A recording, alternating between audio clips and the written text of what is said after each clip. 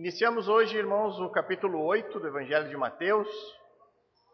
Nós entraremos em uma sessão onde o autor aqui desse Evangelho, ele intercala alguns milagres realizados por Jesus com algumas palavras de ensino sobre o verdadeiro discipulado. Eu gostaria de, antes de irmos para o texto, chamar a atenção de vocês em relação à organização extremamente pensada e cuidadosa que Mateus faz nesse seu evangelho. O objetivo do apóstolo é mostrar para os seus destinatários, esses na grande maioria judeus, que Jesus ele é o Messias prometido por Deus ao seu povo. Ele é o filho de Davi que veio para inaugurar o seu reino celestial. Mateus ele inicia o seu evangelho, se você quiser acompanhar, lá no capítulo 1, com uma genealogia, a genealogia do rei. Ele inicia lembrando que Cristo é o filho de Davi e que ele veio para cá para reinar. Cristo é aquele que se assentará no trono eterno de Davi. E aí Mateus passa a mostrar, com o nascimento e os eventos em torno do nascimento de Jesus, que esses eventos eram um cumprimento de profecias que anunciavam a vinda desse Messias. E aí então Mateus traz o ministério de João Batista, que preparou o caminho do rei. Depois, o batismo de Jesus, que foi autenticado pelo testemunho do próprio Deus. E então o autor ele inicia uma narrativa do ministério público de Jesus até a chegada do Sermão do Monte, no capítulo 5, que se estende até o fim do capítulo 7. Mateus encerra esse sermão ressaltando a autoridade do Messias, como ele ensinava com autoridade. E essa autoridade de Jesus vinha da sua doutrina superior, do seu caráter superior e também da sua origem superior. Agora, nessa sessão que nós entramos hoje, Mateus ele traz a narrativa de alguns milagres com o objetivo de confirmar, de trazer mais peso a essa mesma questão da autoridade de Jesus. A autoridade de Jesus ela é agora autenticada pelos sinais e pelos milagres que ele produziu. É importante também informar que esses milagres aqui relatados por Mateus, eles não estão em ordem cronológica. Mateus, ele selecionou e ele organizou esses milagres de maneira lógica. Ele tinha o objetivo de mostrar que esses sinais e milagres apontam para Jesus como sendo o Messias tão esperado pelo povo.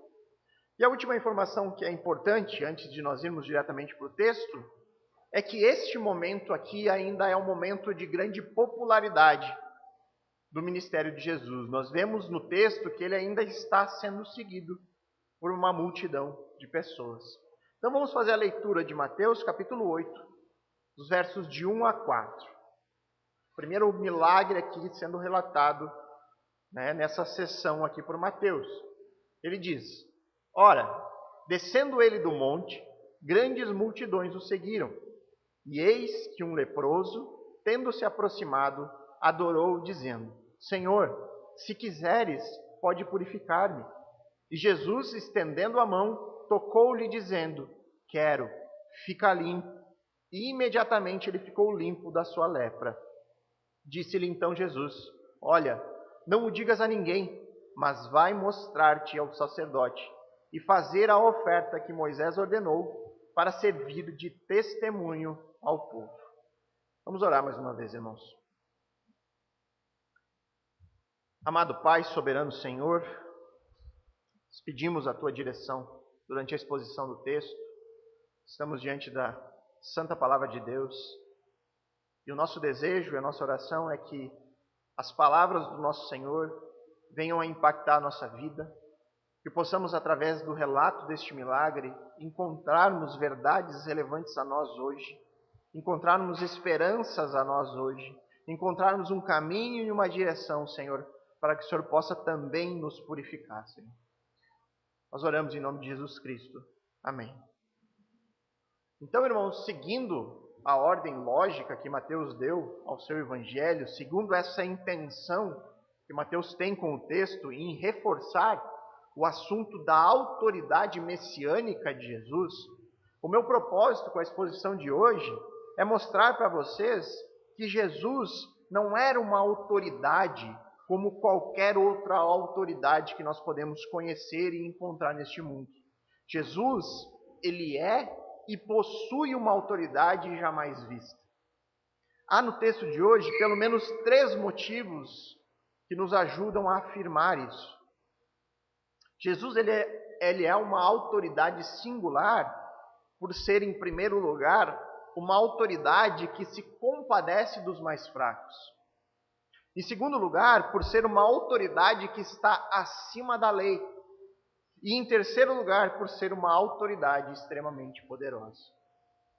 O primeiro motivo, então, que nos leva a concluir que Jesus é uma autoridade jamais vista, é porque Jesus é uma autoridade que se compadece dos mais fracos.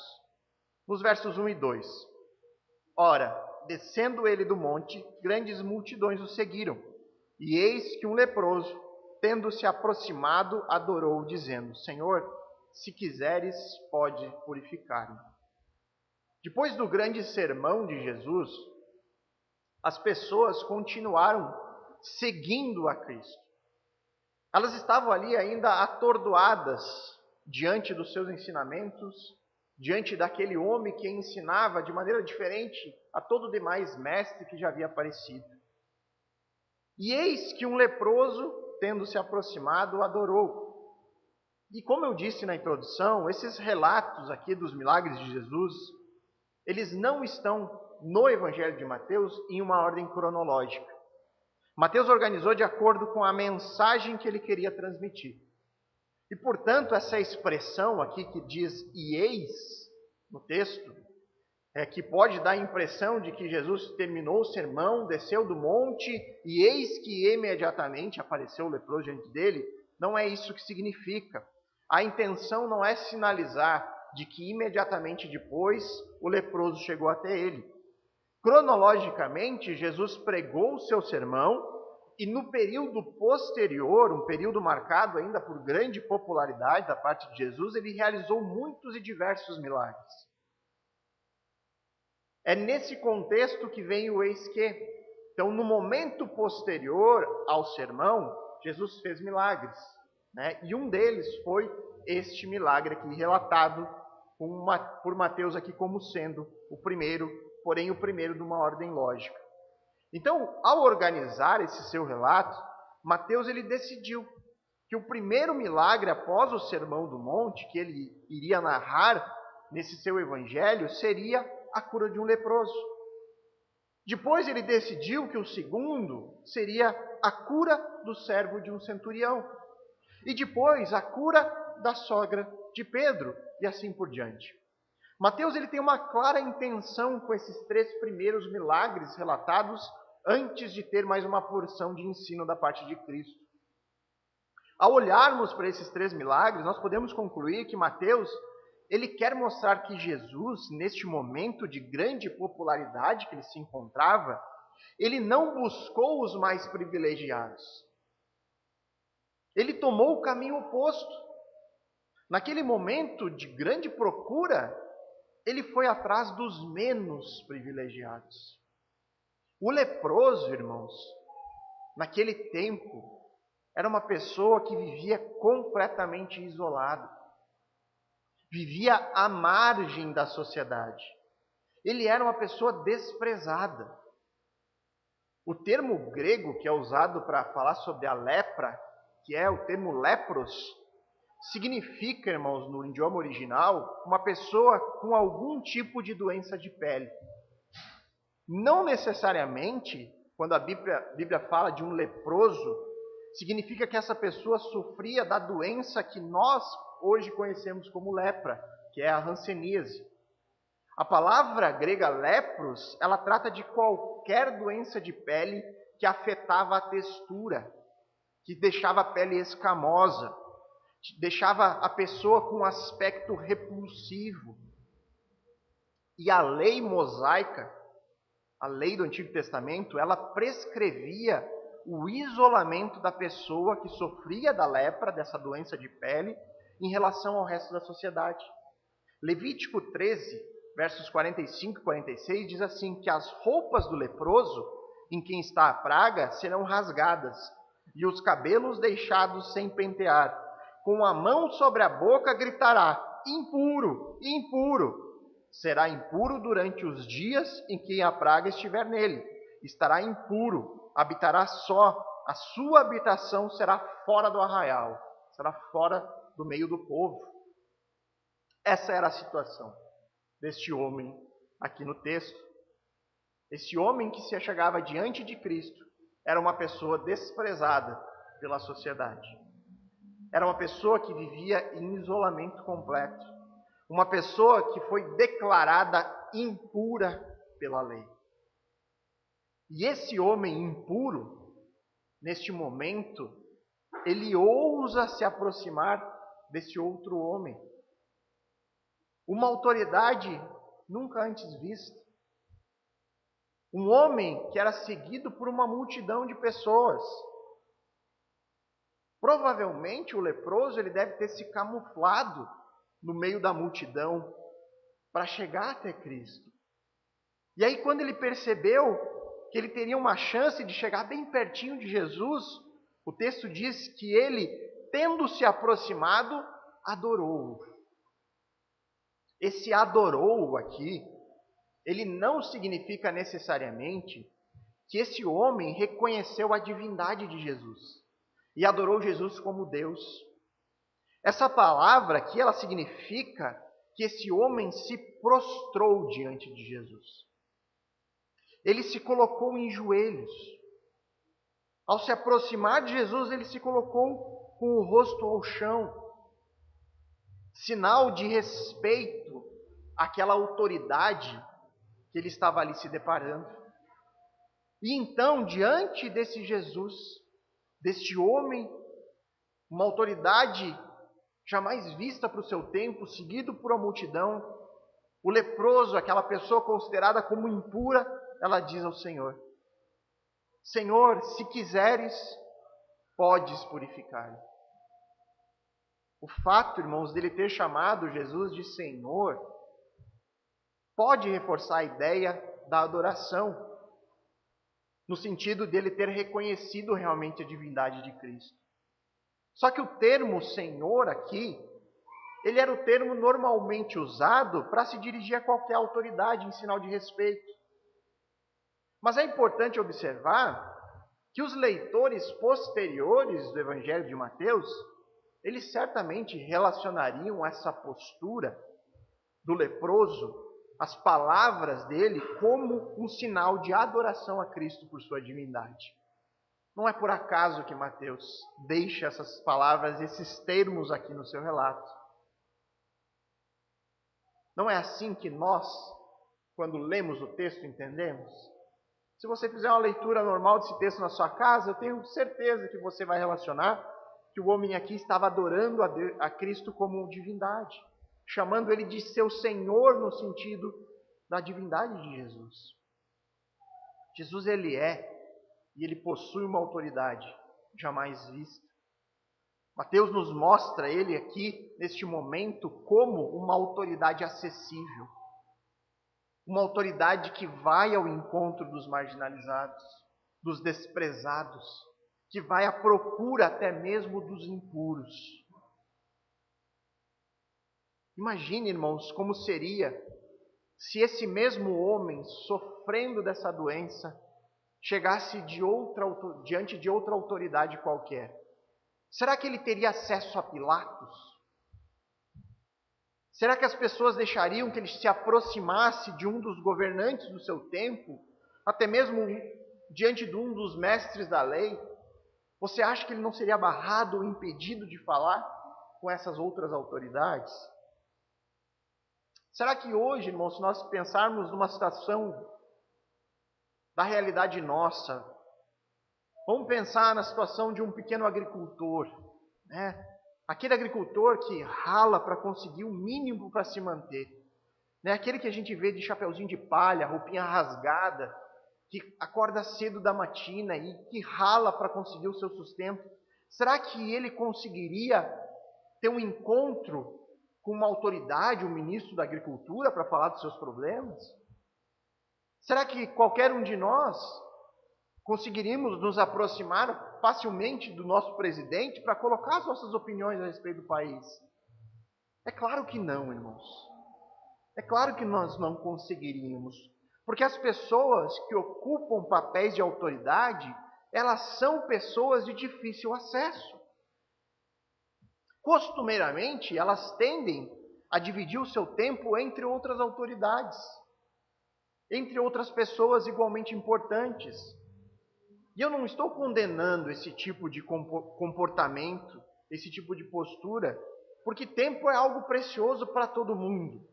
E é natural que às vezes ocorram esses tipos de privilégio, no sentido de eles julgarem quais pessoas são mais relevantes, qual problema é mais urgente, e enfim. O ponto é, irmãos, que Jesus, ele é diferente. Ele é diferente das autoridades que nós conhecemos. Ele é diferente, Jesus vai ao encontro do menos favorecido. Ele é uma autoridade acessível até mesmo àquele considerado impuro. Agora, qual a importância disso para nós hoje? Afinal de contas, nós não sofremos de lepra. Nós não estamos debaixo de uma lei que nos isole e nos marginalize por conta de um problema de pele. Que semelhança temos nós com esse homem leproso? E eu diria, irmãos, que em certo sentido nós somos iguaizinhos a ele. Nós somos todos impuros, até o momento em que nós nos colocamos diante de Jesus e clamamos: Senhor, purifica-nos. O pecado nos torna repulsivos. O pecado é uma doença da qual nós não conseguimos curar. O pecado nos tira completamente a esperança. E quando nós reconhecemos o pecado na nossa vida, a tendência é nós nos desesperarmos. Mas em Cristo nós temos a chance de nos purificar. Em Cristo, não importa a culpa que você carrega. Não importa quanto mal você já praticou no passado. Não importa o que os outros acham de você. Não importa o peso que você carrega nas costas. Em Cristo basta você reconhecer a sua enfermidade. Basta você reconhecer quão impuro você é. E aí então, se jogar aos pés de Cristo como esse homem aqui. E pedir: Senhor, me perdoa, me purifica, me limpa de todo pecado. Faça isso, irmãos, com confiança, sabendo que Jesus jamais rejeita um pedido como esse. Essa é uma oração que você pode ter a certeza que vai ser atendida por Deus se for feita com sinceridade. Tenha plena certeza que Jesus, ele se compadece de nós. Ele se compadece da nossa fraqueza e da nossa miséria. O texto paralelo aqui ao de Mateus, no Evangelho de Marcos, né? Alguns textos eles são narrados por outros dos evangelhos, né? Esse, por exemplo, é narrado também por Lucas e por Marcos. No texto de Marcos, no capítulo 1, verso 41, é dito que Jesus, ao ouvir o pedido do leproso, ficou cheio de compaixão. Que acréscimo precioso nós temos em Marcos. Ele nos mostra que Jesus ele é uma autoridade jamais vista porque ele é acessível ao menos favorecido. Porque Jesus, diante do impuro, que se joga aos seus pés, ele é cheio de compaixão. Mas além disso, irmãos, Jesus também é diferente. Em segundo lugar, porque ele é uma autoridade acima da lei. A primeira frase do versículo 3. E Jesus, estendendo a mão, tocou-lhe. Existe algo muito significativo, irmãos, nessa pequena frasezinha. E essa é uma situação bastante semelhante àquilo que o Adriano comentou na pregação da semana passada do texto de 1 Pedro. O Adriano comentou sobre como a expressão aspersão do sangue precisava ser explicada a nós. Algo que não precisava ser explicado para o povo judeu, que conhecia muito bem o que aquilo significava. Porém, para nós é algo diferente, que precisa ser explicado. E o que nós vemos aqui, irmãos, é algo bastante semelhante. O que vemos é Jesus tocando uma pessoa considerada pela lei impura. Para nós é preciso ser explicado isso aqui. Mas o povo judeu conhecia muito bem a lei. Ele sabia que lá em Levítico 5,13 é dito que se alguém, mesmo sem saber, tocar em algo que o torne impuro, quando perceber o que aconteceu, deverá reconhecer a sua culpa. A lei dizia que se alguém apenas tocasse algo impuro, essa pessoa se tornaria igualmente impura. E então ele deveria passar pelo processo de purificação determinado também pela lei. O povo judeu sabia disso. O próprio leproso sabia disso. O texto mostra que o leproso ele não se atreveu a chegar muito próximo de Jesus. Ele não se atreveu a chegar perto ao ponto de Cristo, dele poder tocar ou esbarrar em Cristo. Porque ele sabia que se fizesse isso, ele deixaria Jesus impuro por isso. Jesus teve que fazer o que então? Jesus teve que estender a mão para poder alcançá-lo. Nós já lemos o texto e nós sabemos que na sequência dessa narrativa, Jesus ele não fica impuro. Pelo contrário, Jesus ele purifica aquele homem. E então Jesus vai dizer para ele no verso 4, olha, não digas a ninguém, mas vai mostrar-te ao sacerdote e fazer a oferta que Moisés ordenou para servir de testemunho ao povo. Jesus disse para ele não fazer publicidade sobre aquilo que havia ocorrido. E sobre isso, irmãos, existe muito debate acerca do que significa Jesus pedir para ele não contar a ninguém.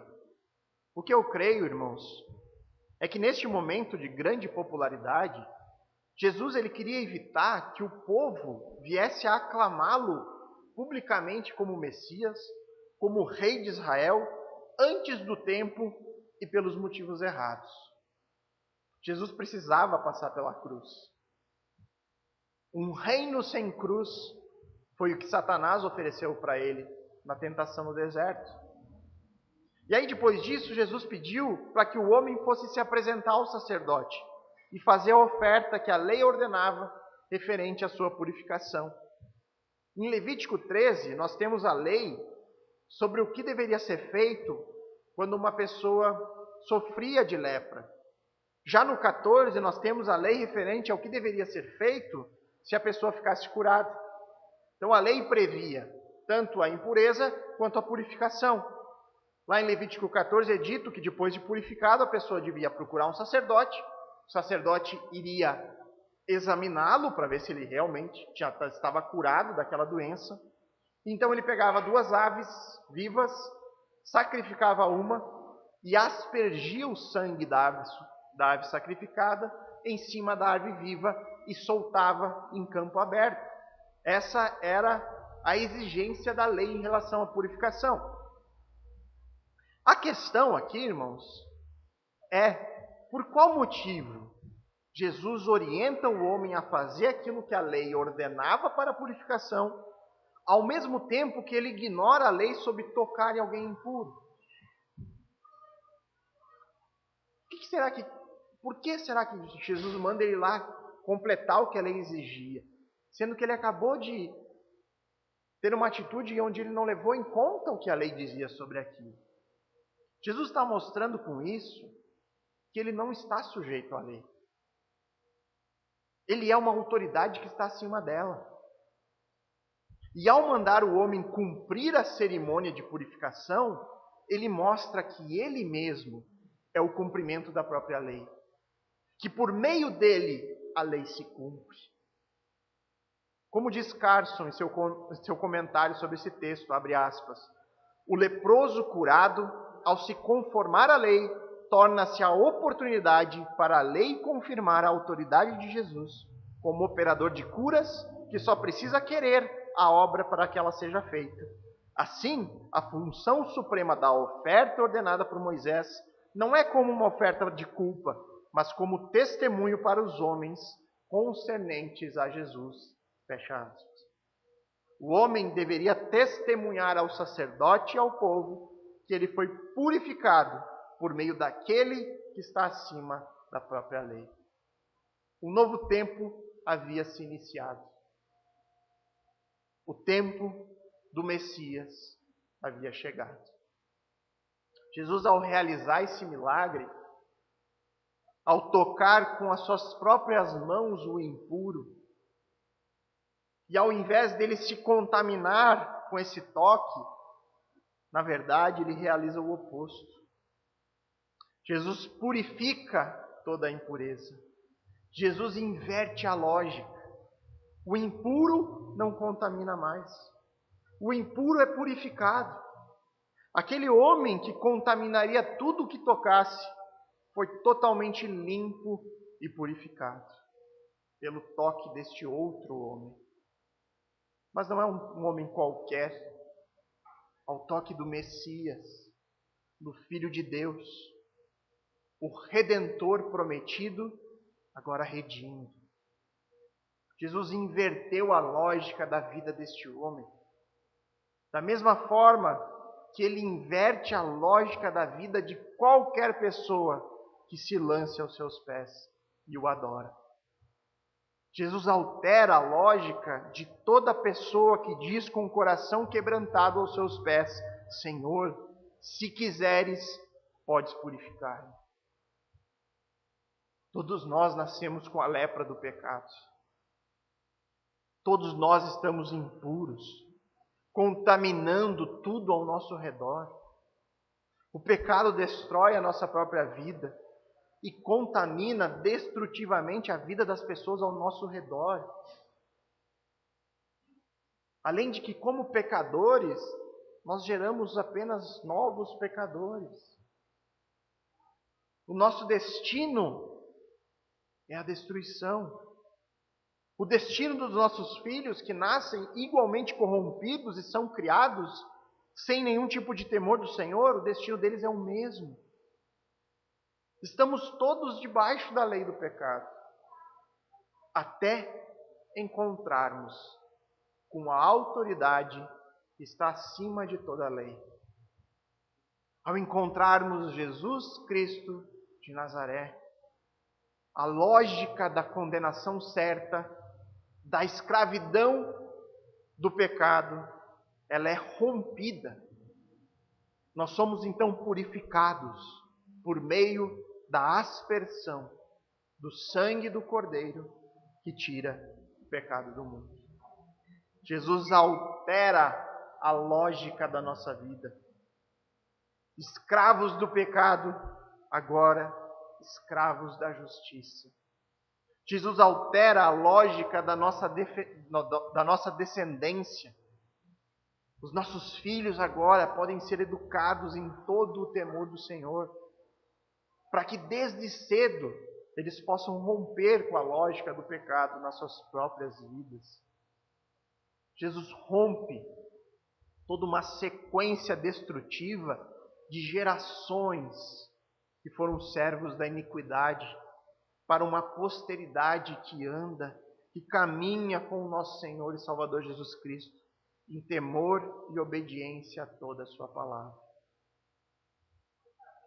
Uma última aplicação sobre esse ponto, antes de nós partirmos para o próximo, é: cuidado com aqueles que querem te trazer de volta para debaixo da velha lei. Hoje nós estamos debaixo da lei de Cristo. A velha lei se cumpriu nele.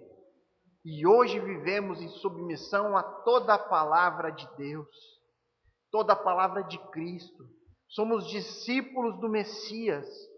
Nós não estamos debaixo da lei mosaica, porque ela já cumpriu o seu papel.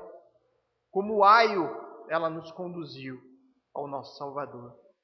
Portanto, cuidado com aqueles que querem te proibir de comer certo tipo de alimento. Chegam a proibir as pessoas de tomar café. Cuidado com aqueles que querem te colocar debaixo da autoridade da velha lei, que servia só para dizer que nós éramos impuros, que servia para nos mostrar: você não consegue, mas Cristo pode. Restrições alimentares, guarda de sábado. Alguns querem te colocar debaixo do dízimo da velha aliança. Cuidado, irmãos. Essas pessoas não fazem isso por convicção bíblica. As pessoas não fazem isso por temor do Senhor, o amor a Cristo. As pessoas que ainda cumprem esses requisitos legais, elas fazem porque outros homens orientaram a fazer. Alguns se intitularam profetas de Deus, portadores de uma nova revelação, dizendo que tiveram sonhos e visões. Cuidado, irmãos. Cristo nos liberta. A palavra de Deus nos liberta. Seja cativo a isso e não a outros homens. Não se coloque sob o jugo da lei, a qual Jesus veio nos libertar. Jesus, ele é e possui uma autoridade nunca antes vista. Uma autoridade acessível, que se compadece dos mais fracos. Uma autoridade que está acima da lei. E, por fim, uma autoridade poderosa.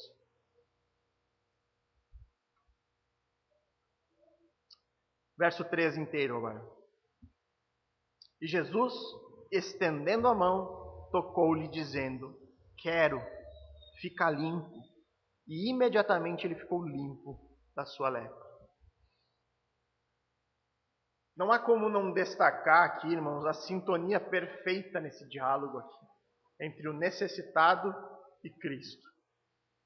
Ele diz: Senhor, se quiser, você pode me purificar. E aí Jesus responde: eu quero. Fica limpo. Ou seja, eu quero e eu posso te purificar.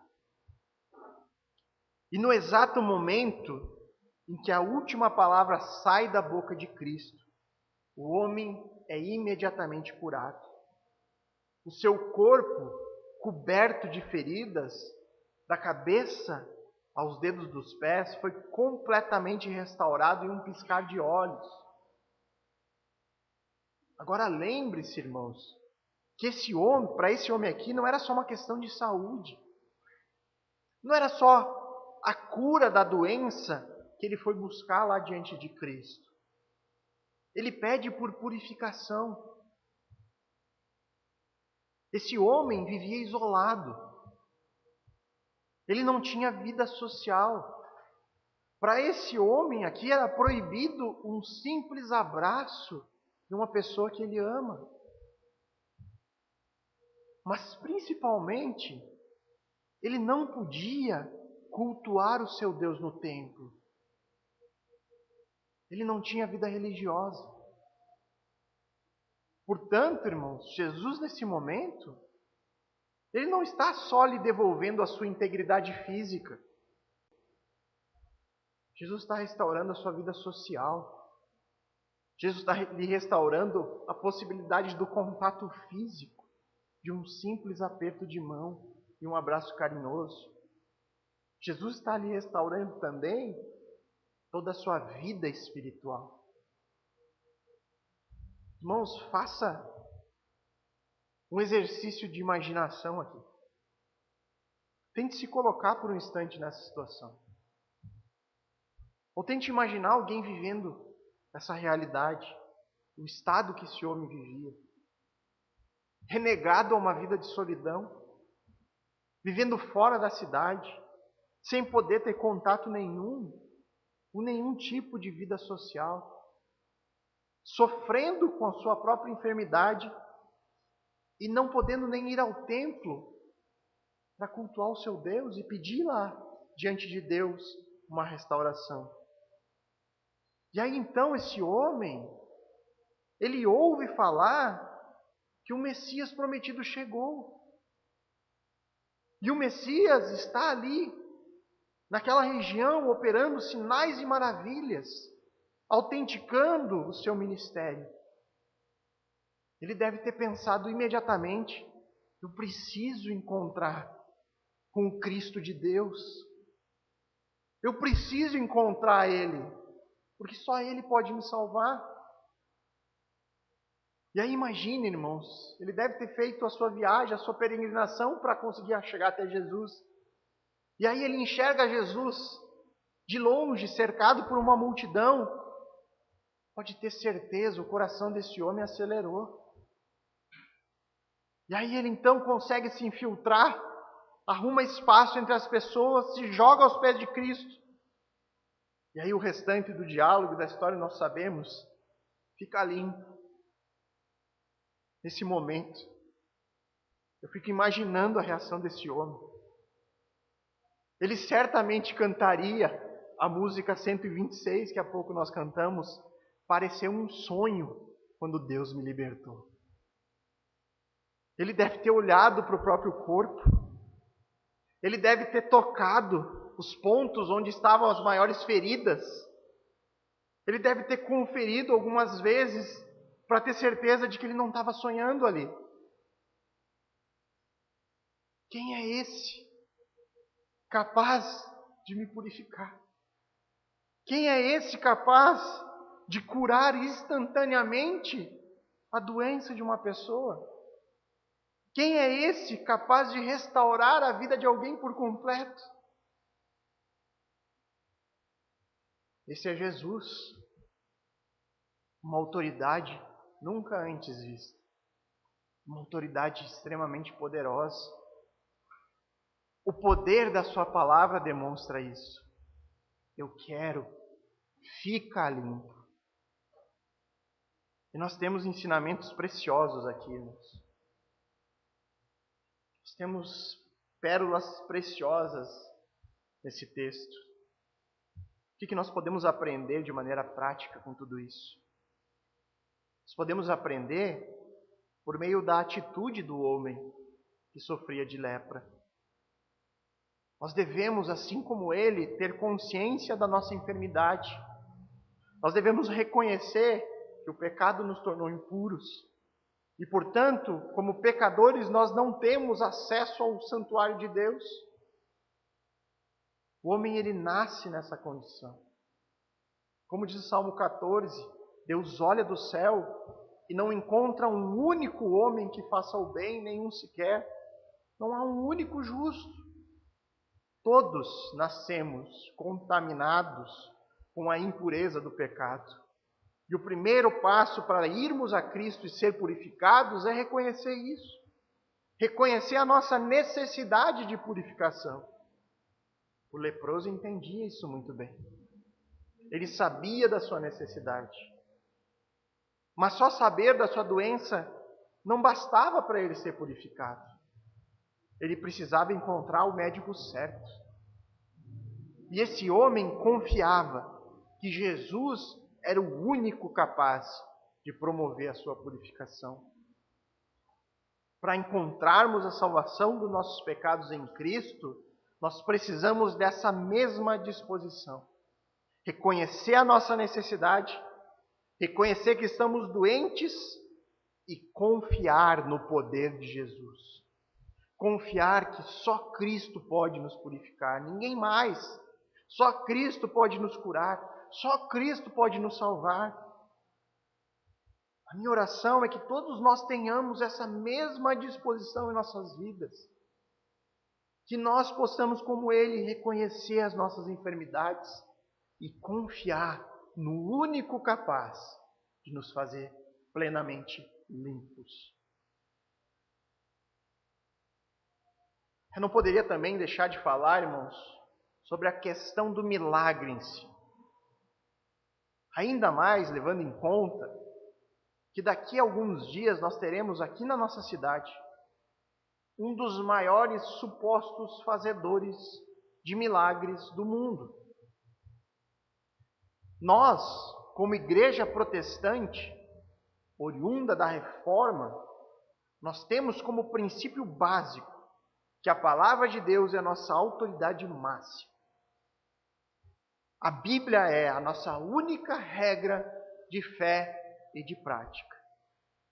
Por isso, nós devemos comparar tudo com a palavra de Deus. Principalmente quando alguém se levanta como sendo um portador do poder de Cristo. Como sendo alguém que pode operar milagres de cura, como Cristo operou. Você não quer ser enganado nunca? Compare com as Escrituras tudo aquilo que chega a você. E a primeira coisa que uma análise da palavra de Deus nos mostra sobre esse assunto de curas e milagres é que os milagres e esses sinais sobrenaturais, eles são relatados em abundância na Bíblia apenas em pouquíssimos momentos específicos.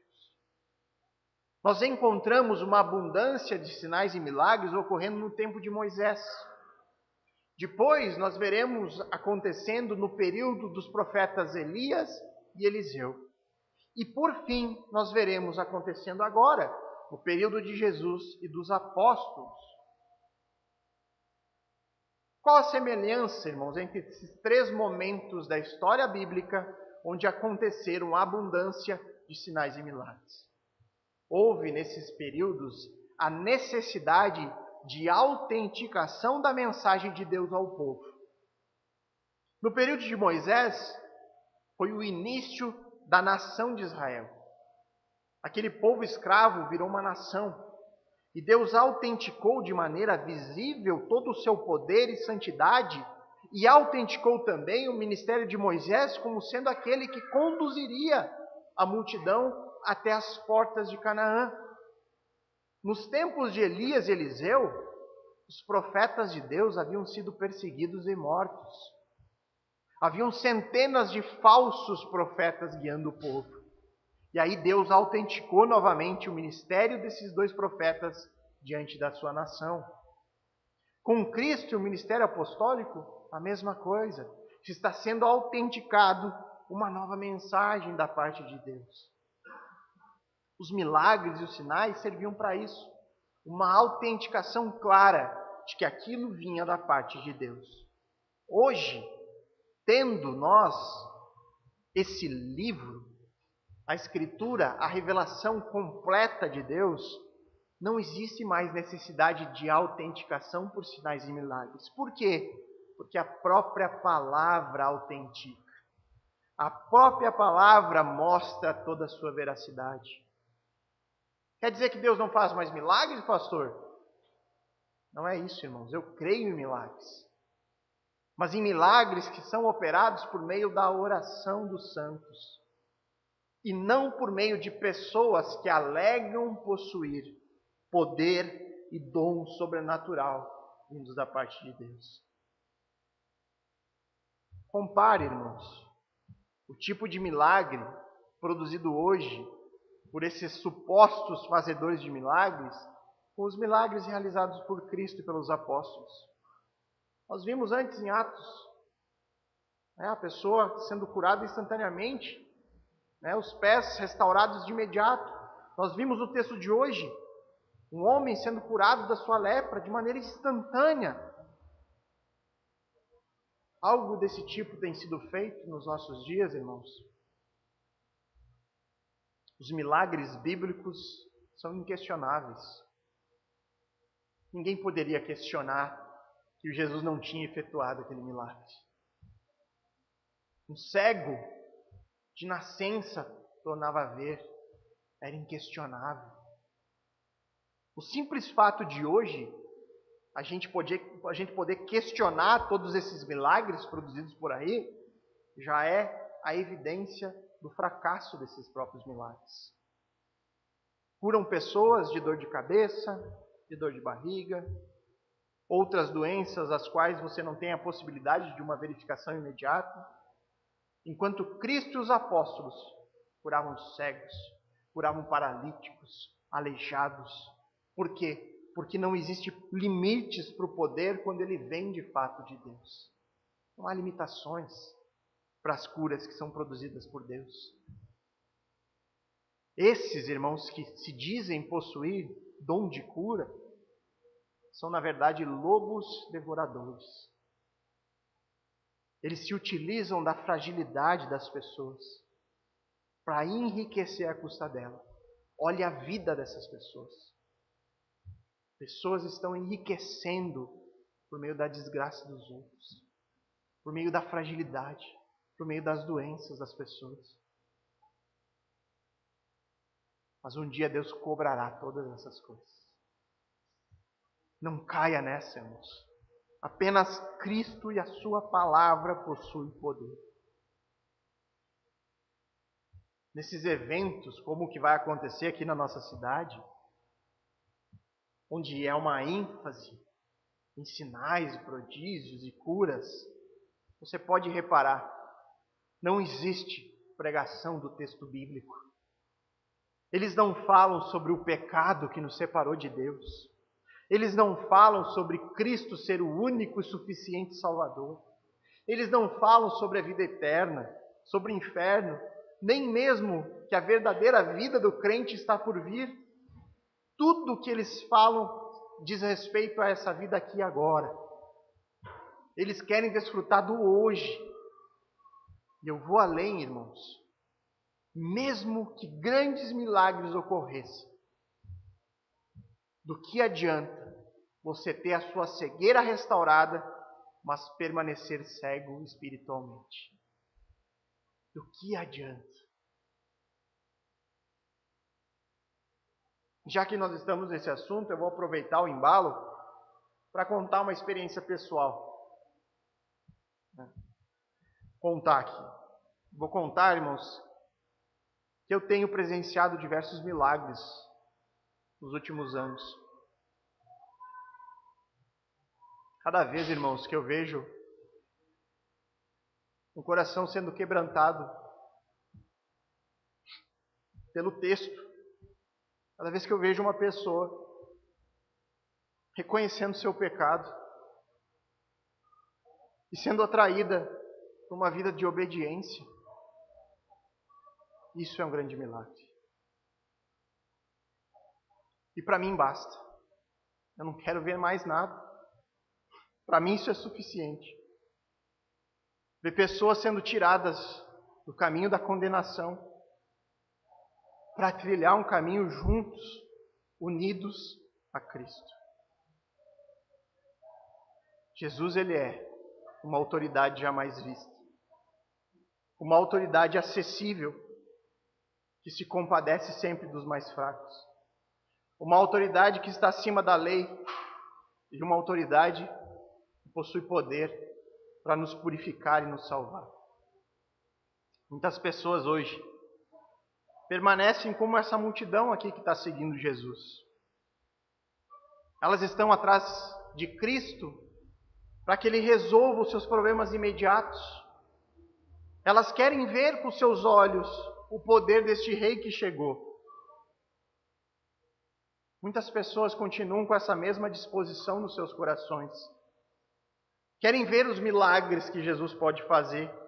Querem ver o que Ele tem para oferecer para a sua vida hoje. Querem os milagres, mas não querem nada com o Deus que tem poder para fazer esses milagres. Querem saber do que Ele pode fazer e não do que Ele tem a dizer. Nós devemos amar a Cristo e não as coisas que Ele pode nos dar. Ele já nos prometeu. Se buscarmos a Ele mesmo em primeiro lugar em nossas vidas, todo o resto, incluindo os milagres, nos serão dados, mas de acordo com a sua soberana vontade. Meu desejo, irmãos, é que nós possamos, todos nós, nos prostrar diante de Cristo com a disposição correta, que possamos amá-lo acima de todas as coisas, para sermos então purificados. E aí sim, podemos descansar no seu eterno cuidado. Vamos orar mais uma vez, irmãos.